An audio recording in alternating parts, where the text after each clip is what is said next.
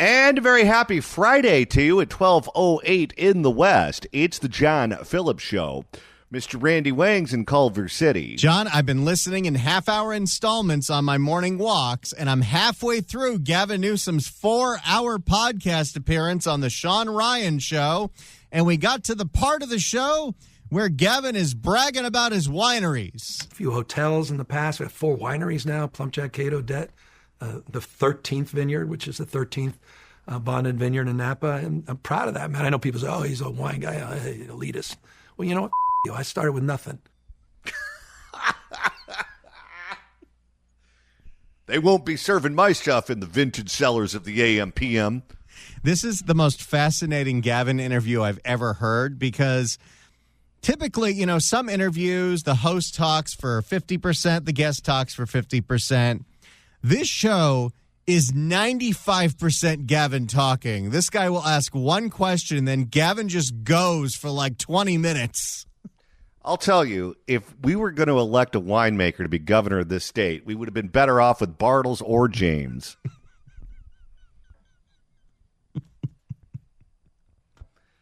800-222-5222 is the telephone number, 1-800-222-5222. It is time to open up the California Crime Blotter. If the cashier is dummy. Questions? And Randy, the first edition involves a liar, pants on fire. A woman has been arrested by the feds for faking a kidnapping that she and her family says were done by ICE. Why? So they can make a whole bunch of money on GoFundMe. Oh, you gotta be kidding me. And, raise the temperature in the room and get people all outraged and commit violence against federal officers, all that fun stuff. But yes, this family, this woman who's in the country illegally, fake kidnapped herself so she can make a whole bunch of money on a donation website. What a woman. For more, here's Fox 11. In Los Angeles. An undocumented woman is facing federal charges after allegedly faking her own kidnapping, accusing ICE agents to then apparently solicit donations through GoFundMe. Anytime you've got people frauding one of these donation websites because you're trying to get people to tug at the heartstrings, you might not have a soul. What happened to Sally? Oh, they deported her to Guatemala. But she's got red hair and freckles, and she's from Buffalo, New York. No, they sent her to Guatemala. Fox 11's Gina Silva live in Highland Park with more on what we know about 41-year-old here. Gina. Alex didn't know her name. Does it really matter? Nope. Alex, Christine, it is quite a story. According to federal agents, the woman was in Bakersfield. She was staying there. She was safe, unharmed. Meanwhile, her family... She thought, no one's going to find me in Bakersfield. Maybe Kevin McCarthy would. Meanwhile, her family was out here in Los Angeles claiming that she had been kidnapped by masked men and taken to the border. Investigators say none of it was true. Ask for our authorities to not close our eyes to our families. This is not the only family going through this. Oh, yeah. The family had a big rally for her outside one of the federal buildings. Oh, great. Well, who's the Mexican Jesse Jackson that'll show up and whip up the crowd? Do you think anybody over there illegally parked in Altima? It's a possibility. There's an Altima ALTMA 4899410. Please move it now. You're blocking someone. You notice it's never a Kia. Ask for our authorities to not close our eyes to our families. This is not the only family going through this. On June 30th, the family of Yuriana Julia Pelaez Calderon held... Oh, boy, she's got 4 or 5 names. Oh, well, this is a full-on telenovela.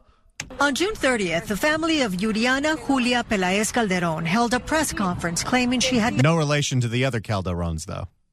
No. There, 2 of them are still in prison, I think. Well, maybe there is some relation. It's a possibility. On June 30th, the family of Juliana Julia Pelaez Calderon held a press conference claiming she had been kidnapped, possibly by federal agents.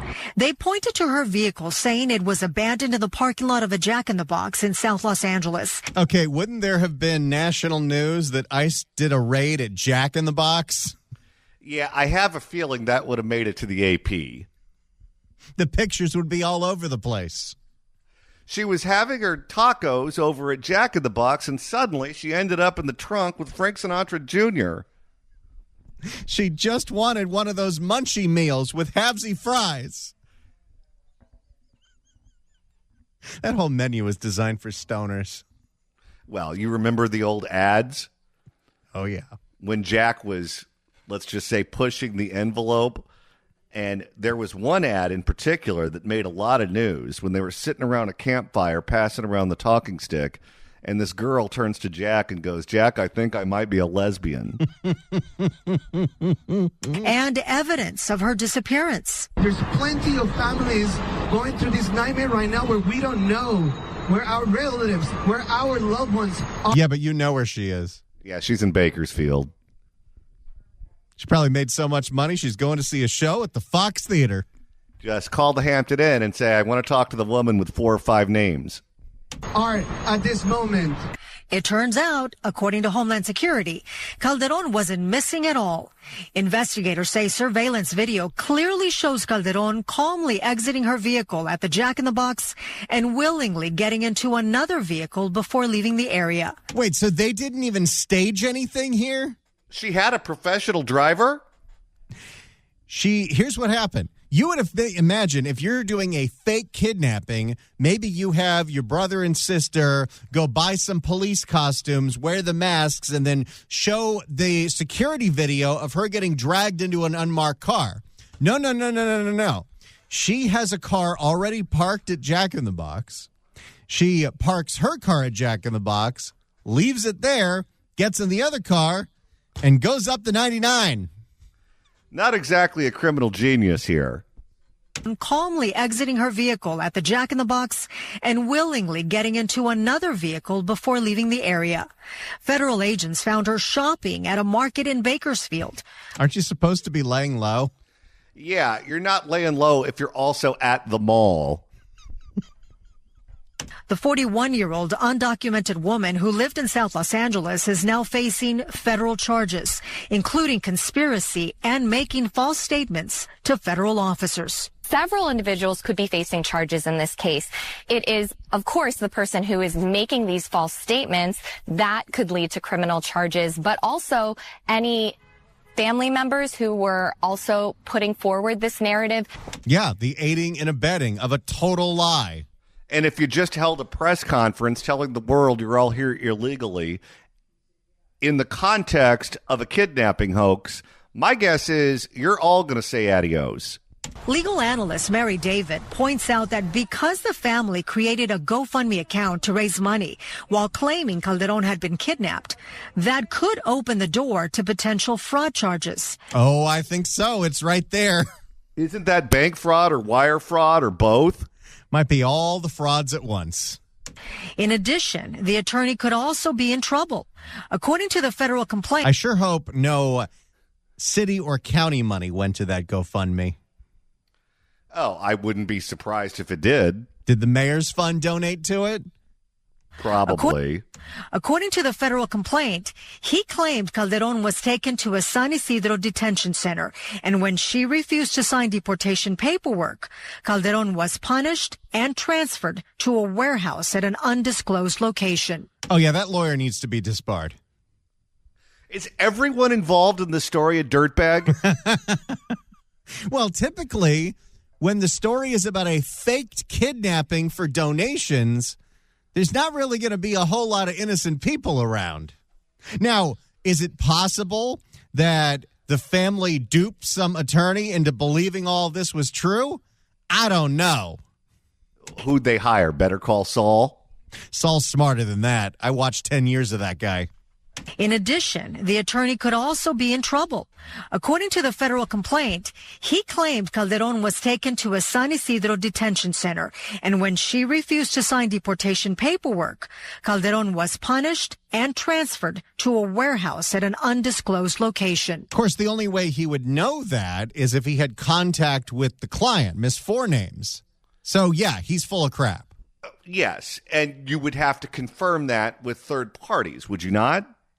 If the attorney knew that the statements were false, they can face charges as well. But even if they don't face criminal charges, there certainly could also be civil penalties if they didn't do their due diligence, if they violated any code of ethics. I wonder how many social media posts from nonprofits that are funded by the city like Churla put out about, save this woman, she's been kidnapped. And no one bothered to check it out. If convicted, Calderon faces up to 10 years in federal prison. She is currently in immigration custody. Now, according to the complaint, one of her daughters was well aware that the kidnapping was allegedly a hoax. She could also face criminal charges. Well, she's probably the one that set up the GoFundMe. Well, you know, there's a prison up in Wasco, so she can just stay in Bakersfield. Hey, by the time she gets out, maybe the high-speed rail will be done up there. No. Zero chance. So that's what's going on with the lady with four names. Randy, it's time to reopen the California Crime Blotter. If the cashier is dummy. Questions? And this one takes us back to the bank. Another case of bank jugging, bank following. Someone goes to the ATM, someone follows you until they rob you. It happened in L.A. this time. Here's KTLA. Now to a story you'll see only on 5, a crime trend that's becoming all too common. Thieves follow a victim from a bank after withdrawing large amounts of cash. We're just days away from the LAPD putting out a statement, don't go to the bank. No. And if you do, go in Orange County. Only to steal it from them. It's known as bank jugging, or simply put, bank following. Tonight, we're hearing from one local victim who's shocked that he was followed and targeted. KTLA5's Sandra Mitchell joins us live from Pico Robertson with what happened. Hi, Sandy. Hi, Courtney. Yeah, the victim. You know, it happens every once in a while, but Pico Robertson is right around the corner from this radio station. I feel so safe coming here every day. Oh, yes. And just in case you need to be reminded how safe the neighborhood is, there is the perimeter of the Target shopping center covered in wrought iron fences with pointy things at the top. Hi, Courtney. Yeah, the victim left this bank with the cash in an envelope. He stashed it in his car under some papers and stepped away for just a few minutes. Yeah, again, why is every aspect of this somebody takes out a whole bunch of cash and then leaves it in their car? Yeah, don't do that. If you've got a whole bunch of cash, you keep it on you at all times until you find a safe place to put it. Your car is not a safe place. Especially in L.A. When he came back, as you're about to see, the car window was smashed and the cash was missing. He'd been bipped several times. Head first into the back seat of a car, a thief grabbing thousands of dollars. He comes with something, he goes like this, with something like that. He smashed the window, he goes like this, just crawling inside. Robert tells us he's convinced that he was diving for dollars. Right there in the back seat. Robert tells us he's convinced that last Monday the thief followed him after he withdrew a few $1,000s from the Bank of America on Pico Boulevard and La Cienega. I had it in the envelope, few $1,000s. It's a lot of money because I'm not rich. I work very hard. Robert left the bank, stashed the money. You got to learn how to Venmo, dude. I even figured out how to do that recently. Cash in 2025 in L.A. County is nothing but a liability. Robert left the bank, stashed the money in the car, and made a quick stop at a local market. He didn't know it, but security video shows the thieves were already trailing him. Okay, let me also give you some advice here. If you're looking at your errands for the day, maybe go to the ATM the last one, and maybe you have nothing after getting the cash. Stopping for cigarettes with $1,000 in the car is foolish. You know, today I did some shopping, and I waited for the really expensive stuff to come last for that very reason. That's when I bought my eggs. They targeted this Bank of America because they're looking for somebody, and they happen to be me. It's a trending crime called bank jugging. Thieves stake out banks, wait and watch for a customer to withdraw money. It happened in Irvine twice last week. Yeah, but those guys got arrested. It's Orange County. Investigators there arrested 4 out-of-state suspects. Police say it's all part of a nationwide trend, and in Robert's case, he believes he was targeted because he lives in an upscale neighborhood. This is the LA that we live in. I have a message for everybody. This area, we don't want to be terrorized by this kind of people. I came here for a better life. You might want to go somewhere else for a better life. Orange County. It's much nicer. And if you can afford to live in an upscale neighborhood in L.A., get out. Get down to the OC. It's beautiful down there. That 5 freeway's got 10 lanes. Robert tells us he reached out to LAPD to report the crime, but they told him even with that security video and without a witness, they really couldn't do much about it. The suspect. What the hell? I'm telling you, you're just on your own. Difference between the counties. This same thing happened this week in Irvine, and 4 Texans got arrested. This guy has video of the incident. Nope, nothing we can do about it. You notice, by the way, whenever they catch these people, they're always from out of state. Well, of course. This is where you come to do your criming. When did we become a dumping ground for the world's losers? Around 2014. If you'd like to email the show, you can do so at johnnydon'tlikeshow@gmail.com. That's johnnydon'tlikeshow@gmail.com. Is there something in the mailbag we should pay attention to there, Randy? Oh, here's one. Will writes in at johnnydon'tlikeshow@gmail.com. The most surprising part of that cash jacking story is the victim who lost thousands of dollars in his car who was surprised it got stolen.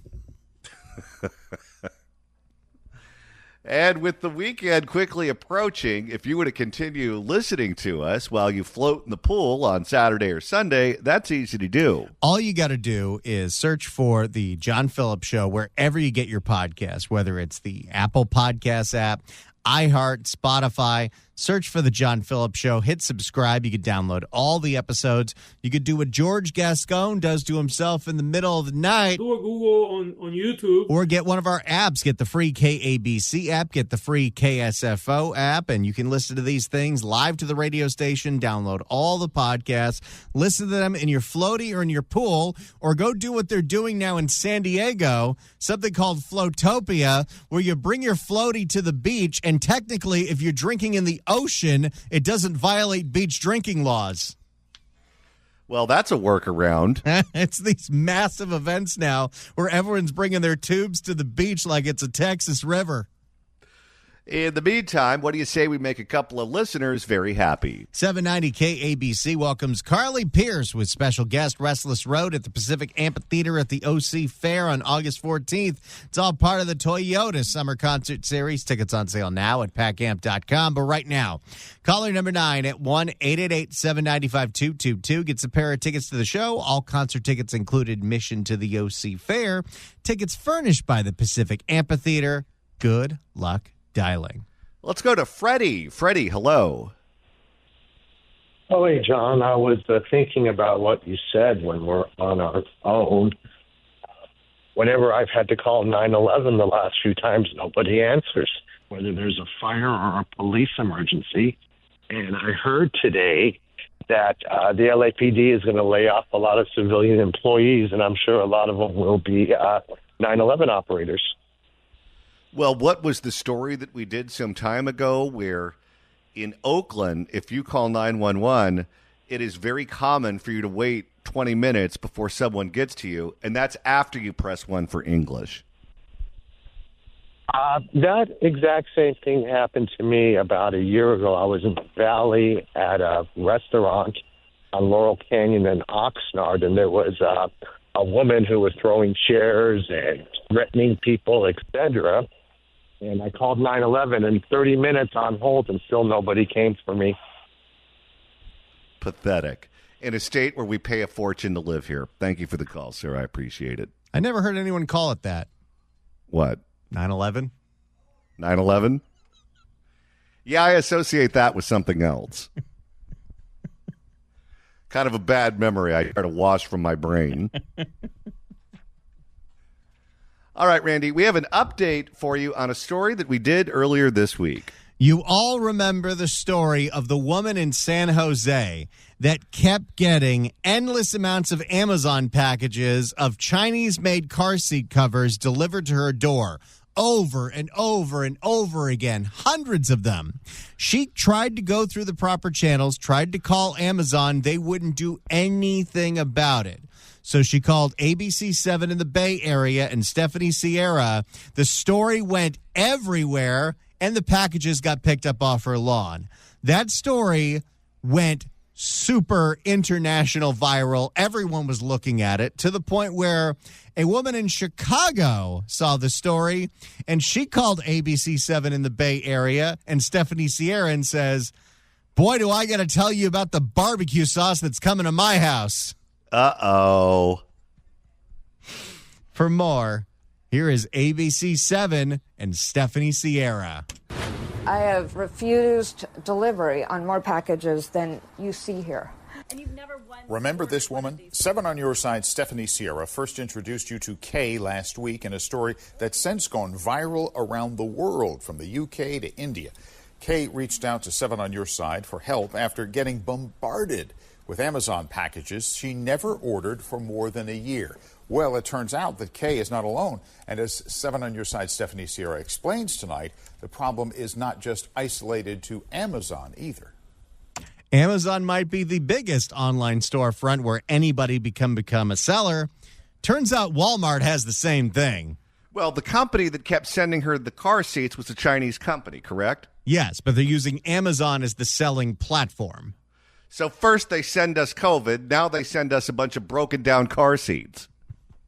And now they're sending this woman barbecue sauce. A friend of mine sent me an article that you had written about the woman who kept getting all these Amazon boxes. It's got reposted in the New York Times. It's been hell. 4 of my other friends have sent me that article. They were like, maybe Stephanie could help you. Chicago native Nicole Nassif says she shared the same hell as Kay of San Jose, except Nicole's trouble is with Walmart. Came home one day and there was a box at my front door that was addressed to my restaurant at my home address. Nicole opened the box to find 2 bottles of Sweet Baby Ray's barbecue sauce inside. Ooh, that's great barbecue sauce, by the way. I put that on salmon and put it in the oven for about, 30 minutes. As a restaurant owner, she didn't think anything of it at first, thought it may be a promotion. But then more boxes started coming, and they always had 2 bottles of Sweet Baby Ray's barbecue sauce in them. And I didn't know what to do at that point, so I started calling the return addresses on the boxes. That's when she got a hold of a woman named Debbie. And I said to her, where did you get my address? Turns out Nicole's restaurant in downtown Chicago, Amy's Mediterranean Kitchen, was being impersonated on Walmart's version of Amazon called Marketplace. Here we go again. It's going to ruin this woman's life. We've got another Chinese company. I think it's Chinese. It's another international company that doesn't want to pay for prepaid envelopes when they have a return. So they list a fake address. Although it's somebody's real address somewhere, it's this woman's house in Chicago. And so people that are unknowingly buying 2 bottles of Sweet Baby Ray's from an international seller and then sending them back, they're all going to this woman's house. How many bottles of barbecue sauce would have to be sent to your house before you lost it? At least a couple dozen. I mean, at some point you run out of space. Okay, here's what I would do. I think after the first 100 or 200, I would snap. And after I snap, I don't make the best decisions. So what I would probably end up doing is I would buy a plane ticket to China, and I would check my luggage with all of these bottles of barbecue sauce, and I'd take them with me. And once I got to China, I'd sit there right at the base of the Great Wall, and I'd throw each and every single one of them over that wall. Now, like hand grenades. Here's the thing you have to think about here. As far as I know, Sweet Baby Ray's is not manufactured in China. So is this counterfeit barbecue sauce? It's sweet. They can put it out on the sweet and sour chicken. Similar to Kay's situation, the fake account listed Nicole's home address on the return label and the website. So instead of car seat covers, Nicole was getting bombarded with barbecue sauce. Over and over and over again. There was a lot of confusion, and I'm having a hot flash right now. The hot flash, not from the barbecue, but from Walmart's response, or should I say lack thereof. Well, wait a minute. Walmart didn't give her menopause. I think it was a stress-induced one, not necessarily a lady parts-induced one. You can get hot flashes from Walmart pissing you off? Apparently. Nicole says she first notified the company by calling several times on March 26. She says that was followed up by dozens of emails and follow-up calls, mainly on hold with Walmart customer service. Oh, gosh. Honestly, it was a full-time job. I spent 60 hours at least. Yet despite 60 hours on hold with Walmart. We're not talking about Bezos here. We're talking about the Waltons. Well, I can tell you this. Whenever you have a problem that needs to be fixed, that's an administrative thing, if your problem goes into a black hole, like mine trying to get my prescription drugs moved from my bankrupt Rite Aid to Walgreens, good luck. And just pour yourself a stiff one because it's going to take forever and no one's going to fix it correctly. There's a topic we're going to do on a slow day. Yet despite I think this is the third day in a row you have complained about that. Oh, I can't tell you how upset they made me. Yet despite all that, she says the fake account nor her home address was taken down from Walmart's marketplace for more than 5 weeks. Well, of course, because Walmart doesn't care. Nobody's actually paying attention to who's setting up a store. Walmart gets a cut of every sale of this possibly impersonated barbecue sauce. And you're the one that has to figure out what to do with it.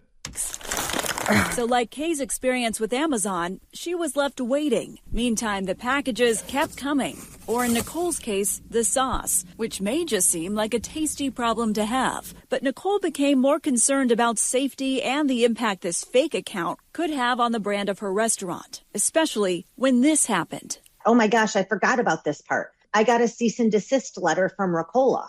What? Ricola? That's the company that makes cough drops, right? Let's dive into this one. Because Ricola, the candy, Ricola, apparently this person sells Ricola on that site. The Swiss company accused her of violating Ricola's intellectual property. Ooh. She's got another can of worms to deal with.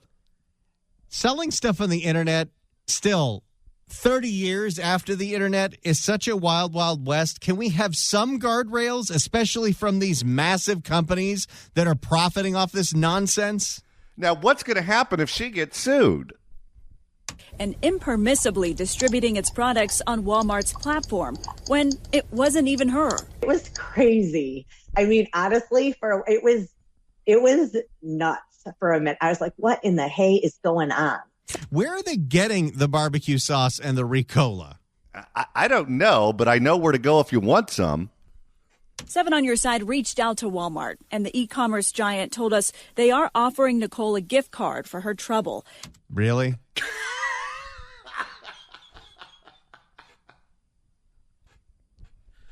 Please tell me it's something really low and insulting. They are offering Nicole a gift card for her trouble, adding, quote, Walmart takes the integrity of its marketplace seriously. No, it doesn't.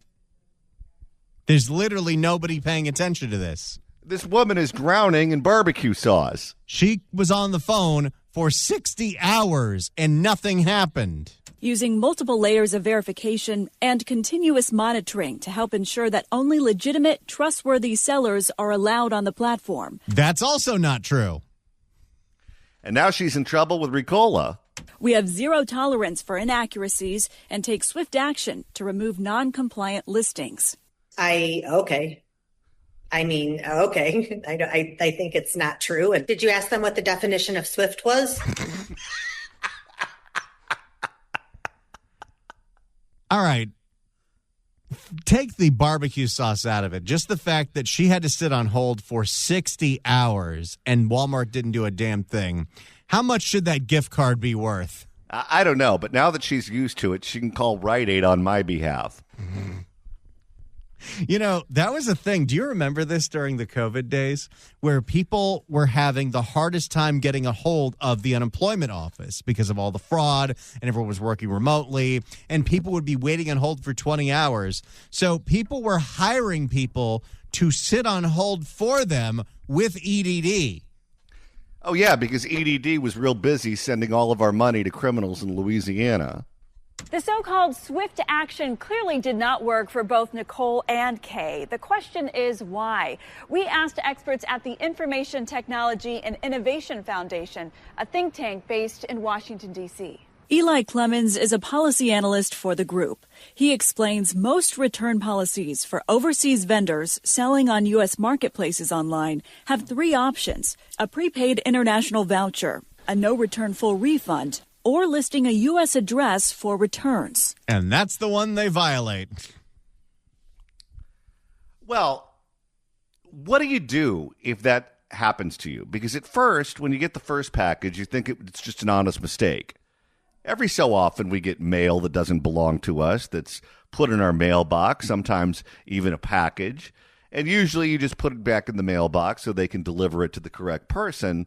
But if it happens day after day after day after day, that becomes a massive time suck even before you wait on that 800 number. That one opens up the most risk for fraud and exploitation of the consumer. In part because listing a U.S. address as opposed to offering a prepaid international return label allows fraudulent vendors to avoid paying any cost up front. Plus, they can easily lie about the address, as seen with the Chinese online seller advertising car seat covers. You know, it would be a very simple way to stop this. If you are listing an address as your return address, your site doesn't go live on Amazon or Walmart until they send you certified mail there and you send it back. I had to RSVP to a reservation on OpenTable. And it took 2 different forms of verification before I could say, yes, I will be there at dinner. Clemens. That might be a you thing, though. Could be. Clemens also says fraudulent vendors will often scrape online public databases for addresses, which explains how Nicole and Kay's were likely chosen at random. In order to reduce risk, you can purchase data removal services online, but it's unlikely to prevent it permanently. No, all your data's out there, and it's everywhere, and it's all gone.